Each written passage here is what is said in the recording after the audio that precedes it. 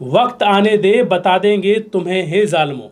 नमस्कार, मैं हूं रूपेश। आज का मेरा खास विश्लेषण भारतीय समाज के लिए बहुत ही खास असरदार साबित होने वाला है, फिर चाहे वो हिंदू हो, मुस्लिम हो, सिख हो या ईसाई। भारतीय परिवार व्यवस्था को पिछले 90 साल से बहुत ही तेजी से टारगेट किया जा रहा है। आज भारतीय परिवार की मानवता और मानवतावादी परिवार व्यवस्था को देश की सुप्रीम कोर्ट से लेके इस अहम मुद्दे पर खड़ा कर चुकी है इंसानियत को कि आज आप परिवार में देखेंगे किस तरीके से माइंड प्रोग्रामिंग आपके बच्चों की और आपकी बॉलीवुड के माध्यम से की जा रही है। इजराइल का प्रेसिडेंट कैसे अपने स्पीच में मोदी और इस देश की बॉलीवुड का नाम लेकर उसके प्रति समर्पित हो जाता है, और वो वहां से माइंड प्रोग्रामिंग कैसे करते हैं इस देश के प्रधानमंत्री के साथ मिलकर।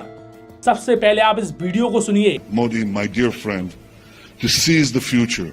We want to seize it with you. We believe in you. We believe in Bollywood. We believe in India. We believe in the Israel-India relationship. ये इजराइल के प्रेसिडेंट नेतन्याहू जी हैं। इनका समर्पण आप देखिए बॉलीवुड के प्रति कितना है और मोदी जी के प्रति कितना है ना कमाल की बात। मतलब ये मर मिटे हैं ये लोग, कुछ तो राज होगा। अब ये बॉलीवुड के माध्यम से भारत देश की माइंड प्रोग्रामिंग कैसे करना चाहते हैं, इसका उदाहरण देखना है आपको तो आज देख लीजिए। अभी हाल में आप देखेंगे कि एक साथ मिस्टर मम्मी एक फिल्म निकली और गुजरात रिवेल में कांग्रेचुलेशन एक फिल्म निकली। इसमें ये लोग क्या दिखाना चाहते हैं कि आज नारी का जो काम होता है बच्चा पैदा करना, अब वो पुरुष भी कर सकता है, गर्भ धारण कर सकता है। इन्होंने स्टोरी क्या बनाई कि कैसे भी करके अब वो लड़की सक्षम नहीं थी तो जो उसका बॉयफ्रेंड था और जो पति था वो बहुत उसके प्रति समर्पित था, तो उसने देखा कि अब बच्चा पैदा करना ही है तो लड़की सक्षम नहीं है, तो फिर इंसान ने ही बच्चा धारण कर लिया। तो इस टाइप की स्टोरी देकर ये भारत के समाज को ये दिखाना चाहते हैं कि अब देखो आप कि अब इंसान भी बच्चा धारण करेगा। पहले उसे नपुंसक बनाया, दवाइयां बेचकर उससे मुनाफा कमाया, इंसान को हीड़ा बनाकर स्पर्म काउंट आज घट गया। इजराइल के खुद ही साइंटिस्ट बोल रहे हैं कि आज 62% पूरे विश्व के लोग नपुंसक हो गए। अब ये सब चीजों के बाद जब वो आदमी हीड़ा हो गया और उसको आप परिवार व्यवस्था के में आप इस ज्ञान को, इस टाइप की माइंड प्रोग्रामिंग को उनके दिमाग में घुसाना चाहते हैं कि अब आप गर्भ धारण भी कर लो, जो काम नारियां करती थी वो आप काम इंसान कर लो, तो किस टाइप का परिवार बनेगा, किस टाइप की परिवार व्यवस्था होगी। इनका प्लान बहुत पहले से चलता है। पहले ये लोग माइंड प्रोग्रामिंग करते हैं बॉलीवुड के माध्यम से।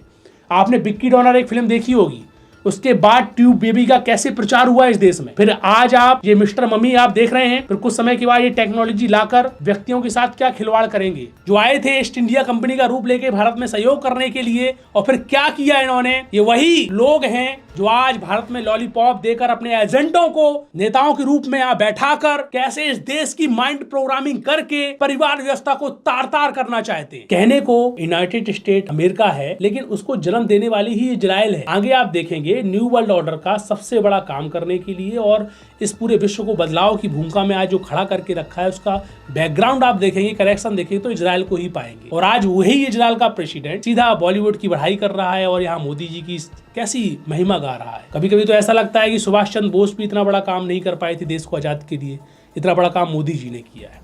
वैसे आप निश्चिंत रहे, दो प्रकार से कुछ देशभक्ति होती है। या तो स्वाभिमान में खड़े उतरकर इस देश की जनता का हित करते हुए आप देशभक्ति करेंगे लाल बहादुर शास्त्री की तरह, तो वो ओरिजिनल देशभक्ति कहलाई जाएगी। ना तो सीधा गलत समझ लीजिए, बाप दादा जो बोला समझाया करते कि नेता किसी का नहीं होता है, वो अपनी माँ बहन बेटी सबको चौराहे में खड़ा करके नीलाम करके भी अपनी कुर्सी तक पहुंचने की कैपेसिटी रखता है। इसी तरह देश के नेताओं को अगर उठाकर वो लोग अपना कृपा पात्र बनाकर इस देश में काम करवाएं तो ये कोई आश्चर्य नहीं, इसको कोई देशभक्ति नहीं बोली जाती है। इसका आपको समय पर हाल के हाल प्रमाण देखने को मिलते जाएंगे, और क्या क्या इन्होंने लुटिया डुबाई है और क्या क्या लुटिया ये आगे चल के डुबाएंगे वो भी आपको स्पष्ट दिखने लगेंगे। तो अभी आप आगे बढ़ते हैं।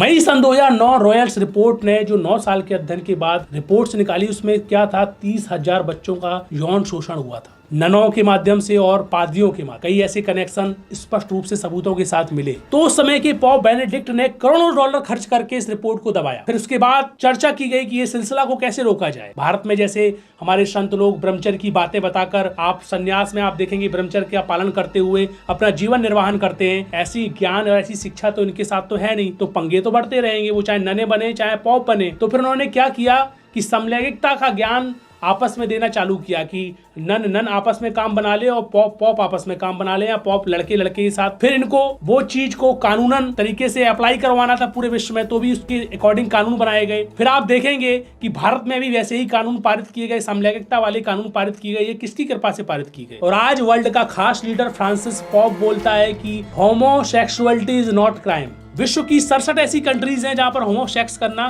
कानूनन अपराध माना जाता है। तो उस पर कैथोलिक बिशप क्या बोल रहे हैं कि homosexuality not a crime. Homosexuality का पाठ पूरे विश्व को सिखाने वाले ये कहे जाते तो पॉप ईसाइयों के हैं, लेकिन काम करते वर्ल्ड इकोनॉमिक फोरम के लिए हैं, उन खास एलिट्स के लिए काम करते हैं जिनका सपना है न्यू वर्ल्ड ऑर्डर लाना, इस देश में जी रही मानवता और चल रही इंसानियत को खत्म करके लोगों को रोबों के रूप में तब्दील करना, उनके लिए ये काम करते हैं। आप देखिए यूनाइटेड नेशन के माध्यम से मिस्र में जो COP 27 की मीटिंग रखी गई थी उसमें इस पॉप को स्पेशल आमंत्रित किया गया था और भारत से हमारे देश के जो मोदी जी हैं उनको भी आमंत्रित करके खास बुलाया गया था। आप देखें कि इस पॉप के साथ हमारे देश के प्रधानमंत्री कैसे गले मिल रहे हैं, टाई अप कर रहे हैं। ये तमाम बातें मेरी उपजाई हैं या मैं किसी से प्रेरित होकर आपकी माइंड प्रोग्रामिंग कर रहा हूँ, ऐसा ही नहीं है। इन्हीं का इंटरनेट है, इन्हीं की गूगल है जो पूरा काम कर रहे हैं इस देश में। आप उन्हीं की गूगल में जाके आप मात्र इतना डालिए VEF प्रेसिडेंट, कोई भी देश का आप डाल लेंगे तो आपको पूरा डिटेल्स मिल जाएगा। आप अपने देश का डालिए, भारत देश के आप डालेंगे तो आपको पूरा दिखेगा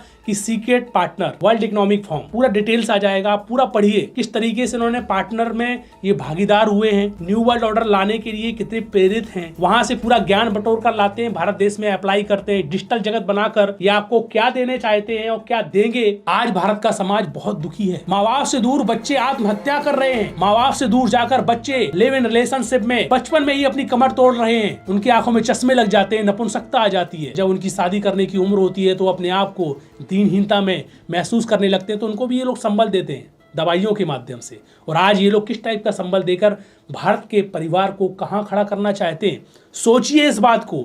ये सोचना मात्र हिंदुओं के लिए ही नहीं है, ये नुकसान आपके साथ हो रहा है, भारतीय समाज के साथ हो रहा है। उस समाज में चाहे वो हिंदू हो, मुस्लिम हो, सिख हो या ईसाई, लोग मेरे को बोलते हैं कि आप तथ्यात्मक बातें तो करते हैं लेकिन एक ही दिशा में चले जाते हैं। आप संत आसाराम जी बापू का फेवर लेते हैं और आप संत आसाराम जी बापू की बात से ऊपर ही नहीं उठ पाते। यहाँ पर सबसे बड़ा सवाल है कि फेवर क्यों न लिया जाए। इस देश में परिवार व्यवस्था जो तोड़ रही है नीतियां, उनको संबल देने का काम अगर कोई कर रहा है संत आसाराम जी बापू ने किया।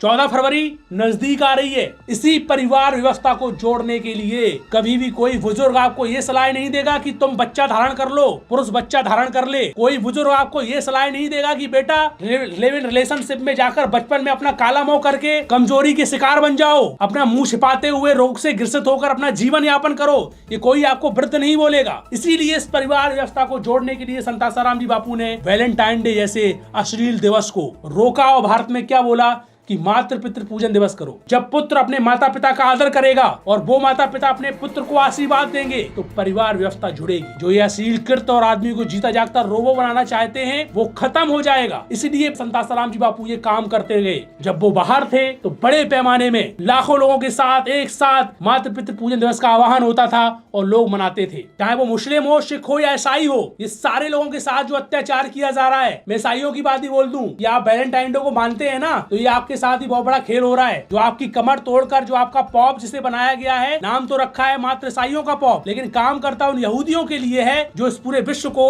अपना हथकंडा बनाना चाहते। जरा सोचिए, जो ईसाई लोग हैं, क्या उनके साथ परिवार व्यवस्था के साथ जो खिलवाड़ हो रहा है, क्या ये खिलवाड़ हिंदू के साथ अकेला होगा, आपके साथ नहीं होगा? ईसाइयत में जीने वाली एक माँ चाहती है कि मेरा बेटा मेरी आंखों के सामने ऐसा दीनहीन न बने। तो ये जो पॉप है इस टाइप की शिक्षा देकर यहूदियों के हथकंडे बनकर वर्ल्ड इकोनॉमिक फोरम के मेंबर बनकर किसका भला करेंगे? तो जो बातें करते हैं संत आसाराम जी बापू के विषय में ईसाइयत कि ये हमारा काम नहीं है, अरे संत सबके लिए होते हैं, यहाँ पर वो चीज प्रमाणित होती है। तो मुसलमान अपना एक माइंड सेटअप उठा के देख ले कि संत किसके लिए होते हैं, मात्र हिंदुओं के लिए नहीं होते, सबके लिए होते। ईसाई अपना माइंड सेटअप उठा के देख ले कि उसका जब परिवार व्यवस्था तोड़ी जा रही है, उसके परिवार में अत्याचार किया जा रहा है, तो इस देश में कौन उसे बचा रहा है? पिछले 15 साल से संत आसाराम जी बापू संघर्ष करते हुए जेल में चले गए। तो सोचो कि जो लोग इतना बड़ा फंड बॉलीवुड में डालकर इस टाइप की फिल्मों के माध्यम से माइंड प्रोग्रामिंग कर रही हैं, तो सोचो उन्होंने ऐसे स्वाभिमानी संत को खत्म करने के लिए क्या नहीं किया होगा। संत आसाराम जी बापू की होल्डिंग्स जो लगी हुई थी मातृ पितृ पूजन दिवस की, वो जयपुर में निकाली गई।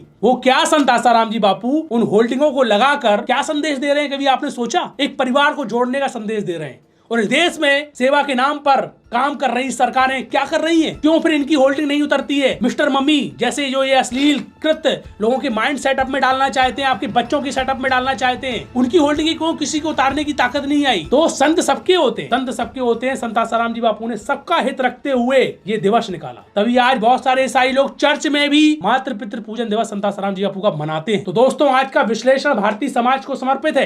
जिन्होंने तुम्हारे अंदर माइंड सेटअप किया है वो लोग आज से नहीं, वो पहले से काम कर रहे हैं। भगत सिंह आंखों से आंसू बहाया करते थे रात में एकांत में बैठकर कि मेरी भावनाओं को समझने वाले लोग क्यों नहीं हैं। महात्मा गांधी की भावनाओं को तो लोग समझ जाते हैं, लेकिन मेरी भावनाओं को समझने वाले क्यों नहीं हैं। तभी उनको समाज तक सच्चाई रखने के लिए चोरी चोरी पंपलेट जगह जगह लगाना पड़ते थे। ऐसे ही आज जो संत आसाराम जी बापू को दुष्कर्मी मानते हैं, कभी अपना दिमाग का लेवल आप चेक कर लीजिए कि आप किस कतार में खड़े हुए हैं। आप नेताओं की अंधभक्ति करो तो कम से कम इतनी भी मत करो कि आपको सच लिखना ही बंद हो जाए। तो संत आसाराम जी बापू को आप मानो, मैं ये नहीं बोल रहा हूँ, लेकिन आप इस चीज को समझें। वो अगर परिवार व्यवस्था को जोड़ने का काम कर रहे हैं तो उसके पीछे कारण क्या है। 14 फरवरी को लोग वैलेंटाइन डे की जगह मातृ पितृ पूजन दिवस मना रहे हैं, तो उसका कारण क्या है। आपके क्षेत्र के इर्द गिर्द भी बहुत सारे ऐसे योग वेदांत समिति और उनके शिष्य होंगे जो 14 फरवरी को मातृ पितृ पूजन दिवस मनाएंगे। तो आप जरूर वहां जाइए, अपनी हाजिरी दिखाइए, क्योंकि आज आप लोग खड़े होंगे तो आप संत आसाराम जी बापू के लिए नहीं खड़े हैं, इस देश में सत्य के लिए आप खड़े हैं। तोड़ रहे परिवार व्यवस्था को जो ताकतें जो अत्याचार कर रही हैं उनके खिलाफ आप खड़े होंगे। तो फिर से नए विश्लेषण के साथ,